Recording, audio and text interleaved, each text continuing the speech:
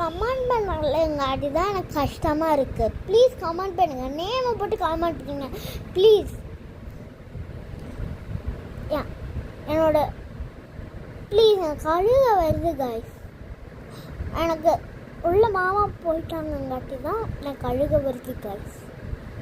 அதனால தான் இது நீங்கள் ஊரே பார்க்குது இதை,